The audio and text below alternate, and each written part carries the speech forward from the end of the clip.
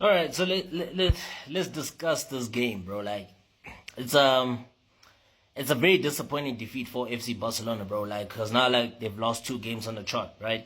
In different competitions. Okay, so like it was like a 2-0, 2-1 defeat to Girona at the Stadi Montelivi last night, right?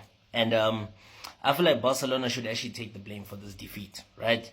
And having been proclaimed as like the Spanish kings of comeback, over the past year, and they were actually handed a taste of their own medicine, as actually Girona overturned a 1-0 deficit to actually go 2-1 up. You know what I'm saying?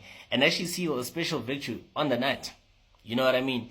And this result actually comes after that devastating blow and Catalan's plans and hopes of actually winning another Spanish La Liga title. And it seems to them like, you know what, the fact that they have now failed to overtake Real Madrid in the standings and actually hand their rivals the advantage once more. You know, so look, man, let's just get straight into it, man. It feels like at this particular moment in time, Barcelona are easy to beat. You know what I'm saying? Because of like their very fragile defensive unit. The last time Barcelona actually lost 2 games on the spin was actually back in the beginning of October when they actually lost to both PSG as well as Sevilla. You know what I mean? In back-to-back games. And they've now actually repeated that streak. You know what I'm saying? But this is actually far under more unforgiving circumstances.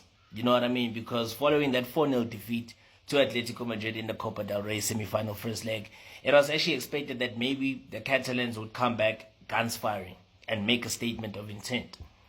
Unfortunately, it wasn't to be the case. You know what I mean? And after all, there's barely any time before they take to the field for a decisive second leg, where they must actually score at least 5 goals, and they are capable of doing so.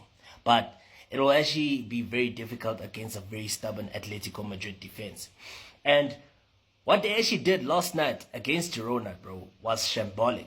And once again, bro, this actually raised like some serious questions as to whether like the system has actually taken an irreversible toll on the players, fitness. Because it kind of seemed like Barcelona was simply not up for the challenge, bro. You know, they did create the better chances in the first half, right? In the first 45 minutes, they created the better chances. However, they were very wasteful in front of goal. I mean, Lamine Yamal missed a one-on-one opportunity, and also he also missed a penalty. You know what I mean? It hit the post, right? But after the break, they simply succumbed to Girona's counter-attacks, bro. And they were too easy to break down. Look at how easy Girona were able to break down that Barcelona defense, bro. And despite taking the lead, they were easily broken down by the hosts. And with a smart sequence of play, they had no answers for that low cross-field ball.